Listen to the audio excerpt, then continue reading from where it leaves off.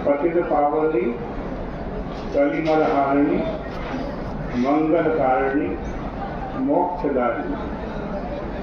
माँ गंगा मैया का ये पवित्रतम स्थान हर की पौड़ी ब्रह्मकुंड है। गीता जी के दूसरे अध्याय का दूसरा श्लोक चल रहा था, जिसमें भगवान अर्जुन से कह रहे हैं कि मैया वेश्य मनो ये मां नित्ययुक्ता उपासते श्रद्धया परयोपेता ते मे युक्त समानता। भगवान के युक्ततम यानी श्रेष्ठ भक्त कौन से हैं, इसके बारे में भगवान बता रहे हैं। पहली बात तो भगवान ने ये बताई, मैया वेश्य मनोई,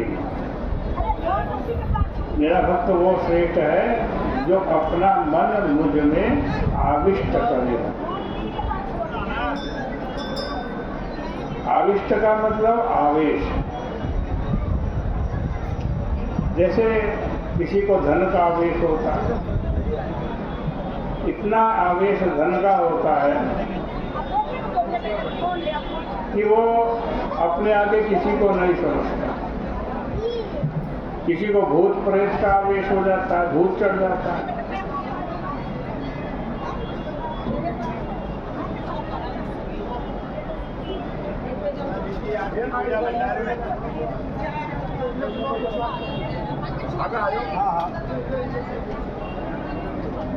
तो ऐसा ही आवेश भगवान का भी होना चाहिए। आपके अंदर भगवान का आवेश हो जाए, इससे बड़ी भक्ति क्या है। अगली बात कह रहे हैं, नित्य युक्ता, नित्य युक्ता। भगवान में अपना मन आविष्ट रखो, और नित्य युक्ता का मतलब सावधान रहो और सदा भगवान से जुड़े रहो। अपने आप को कभी मर्त्य प्राणी मत मानो। जो भाव भगवान के साथ धारण किए हैं उसे मत छोड़ो। नाटक में जो नट जिस पात्र का अभिनय कर रहा है रंगमंच पर, वह उसी पात्र के रूप में रहता है, उसी पात्र के समान वेश धारण करके हंसता है, बोलता है, चेष्टा करता है। किंतु उसका यह अभिनय केवल रंगमंच मात्र में ही रहता है।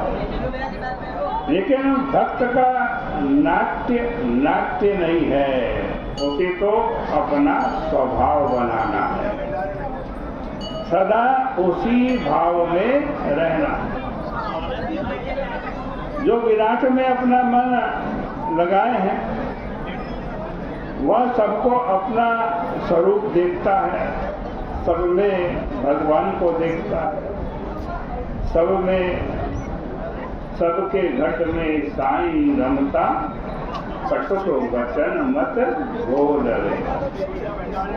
यह उसका स्वभाव हो जाता है। यदि नारायण में मन को आविष्ट किया है तो उस सर्वांतर्यामी की मर्यादा भी जीवन में आनी चाहिए और आएगी। गुरु, पिता, माता के सामने रहने पर संकोच का, शिष्टता का पालन होता है या नहीं? क्लर्क अपने मैनेजर के सामने कितना शिष्ट और विनम्र रहता। अब भाई नारायण में मन आविष्ट करना है तो मन में उसके अनुरूप शिष्टता और मर्यादा आनी चाहिए। किसी महात्मा के पास गए और इच्छा है कि वो महात्मा हमारे ऊपर कृपा करे, हमारे प्रति उनके मन में करुण भाव उत्पन्न हो। किंतु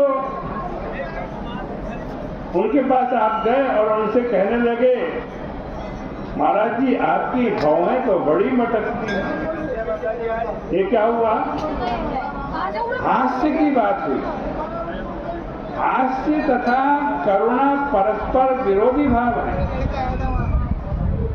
इससे अंतःकरण में कोई भाव दृढ़ नहीं होता, चित्त डामाडोल बना रहता है। अतः नारायण का चिंतन करो तो उनके सामने नम्रता का भाव रखो। सदेवो यदेव कुरुते तदेव मंगलाय। वे प्रभु जो कुछ करते हैं उसी में मेरा कल्याण है, ऐसा दृढ़ विश्वास रखो। इस आवेश से संतोष होगा, राग द्वेष मिटेंगे। सूक्ष्म शरीर से नारायण के सम्मुख उपस्थित होते हो, अतः स्थूल देह का अभिमान भी छूट जाएगा।